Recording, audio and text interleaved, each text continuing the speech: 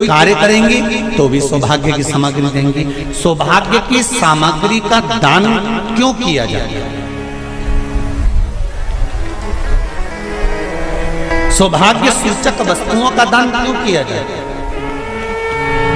सौभाग्य की वस्तुएं क्यों प्रदान करी जाती है, क्यों दी जाती है? उसका कारण क्या है?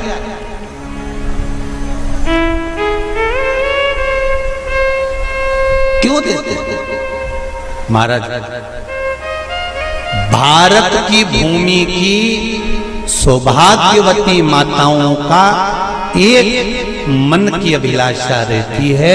भारत की भूमि की माताओं की एक अभिलाषा रहती है कि जब उसके प्राण छूटे तो अखंड सौभाग्य धारण करके पति के कंधे पर और पुत्र के कंधे पर शमशान पर।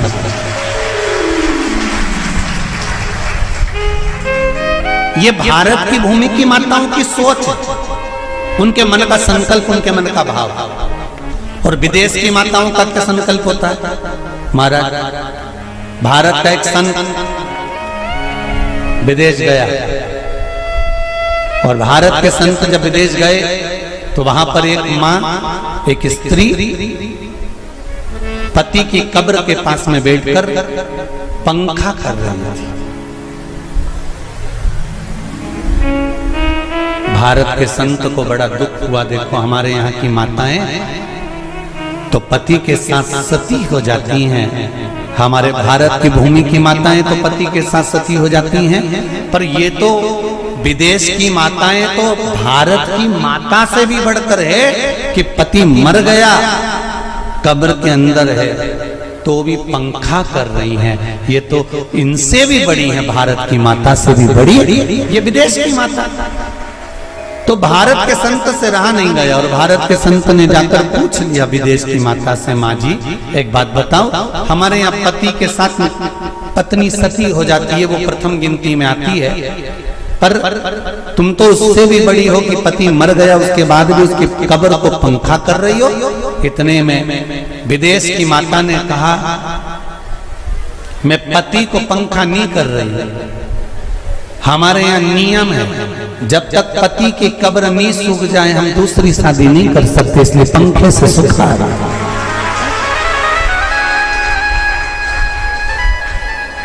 इसलिए पंखे से सुखा रही है। मेरे भारत की माताओं में और विदेश की माताओं में अंतर है सर। मेरे भारत की माताएं अखंड सौभाग्य की वस्तुएं धारण कर कर अपने आप को गौरवान्वितता महसूस करती हैं और विदेश की माताएं ये सब वस्तुएं उतार कर गौरवान्वितता महसूस करती हैं।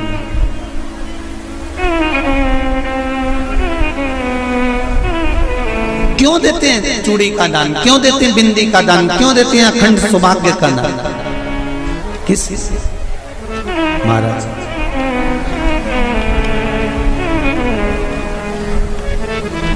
मेरे हाथों में भर भर के चूड़ी रहे,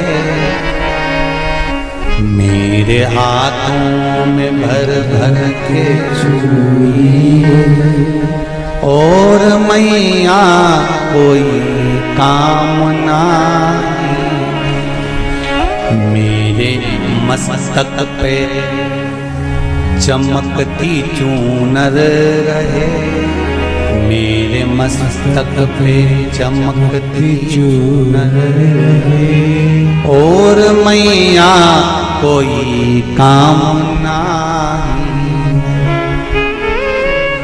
मेरी मांगों में भर भर के सिंदूर रहे, मेरी मांगों में भर भर के सिंदूर रहे, और मैया कोई कामना नहीं, मेरे पाँव में बिछुड़ी का जोड़ा रहे,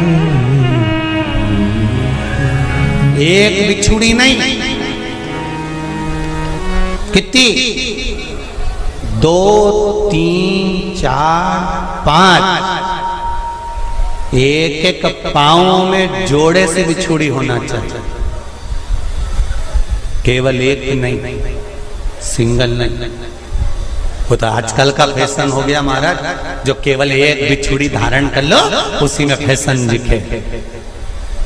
श्रावण की शिव महापुराण की कथा कहती है, जब बेटी को विदा करा जाता है और पहली बार बेटी के पांव में जब बिछुड़ी डाली जाती है तो वो बिछुड़ी भी अलग अलग नहीं होती, उस बिछुड़ी के जोड़ को चेन से एक दूसरे से बंधा हुआ होता।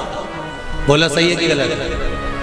जितने आस्था चैनल पर कथा सुन रहे हैं, जितने फेसबुक पर सुन रहे हैं, यूट्यूब पर सुन रहे हैं, सुन लेना कि मेरे भारत की माताओं का जब पाणी ग्रहण संस्कार किसी बेटी का होता है, उसके पांव में जब पहली बार बिछुड़ा पिनाया जाता है, बिछुड़ी पिनाई जाती है, तो वो बिछुड़ी भी एक दूसरे से बंधी हुई होती है, चेन से बंधी हुई होती है।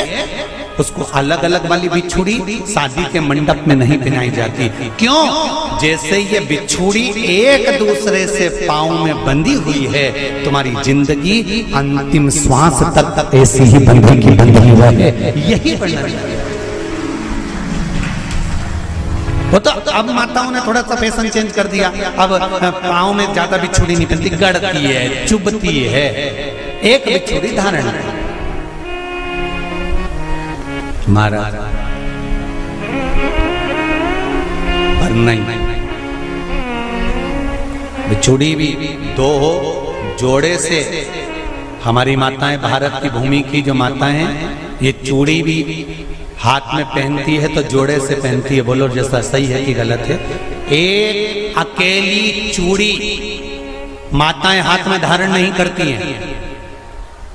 अगर भारत की भूमि की संस्कारित माताएं हैं और भारत की भूमि की सभ्यता और संस्कृति को जानती है तो अकेली चूड़ी नहीं, जोड़े की चूड़ी पहनेगी, 2 चूड़ा डालेगी, 4 डालेगी, 12 डालेगी, पर सिंगल नहीं, अकेले।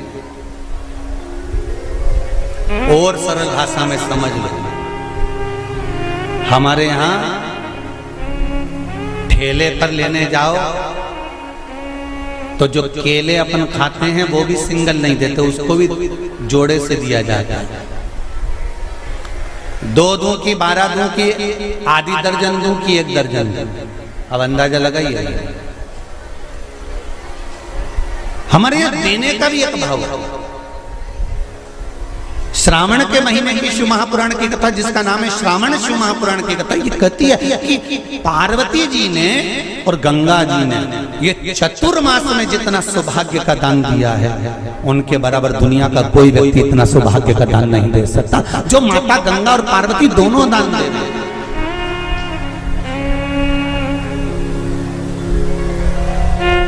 प्रतिदिन दे रहे हैं। और अब तो फैशन आ गया, तुम लोगों जो सौभाग्य का दान देते हो प्लास्टिक की डलिया में देते हो, पर एक एक पुराण को उठा कर देख लेना, एक एक उद्यापन को उठा कर देख लेना। जितनी तुम कथा तुम्हारे घर में छोटी छोटी कथाओं की पोथियां पढ़ी हो, उनको उठा कर देख लेना, उसमें नहीं लिखा कि प्लास्टिक की डलिया में सौभाग्य की वस्तु का दान दिया जाता है। उसमें लिखा है बांस की पिटारी में, बांस की डलिया में सौभाग्य की वस्तुओं का दान दिया गया। क्यों?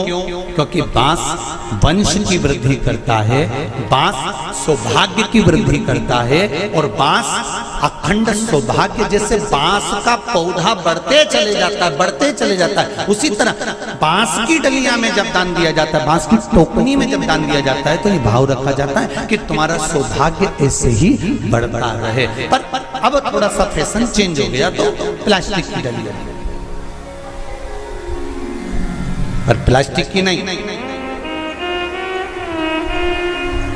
महाराज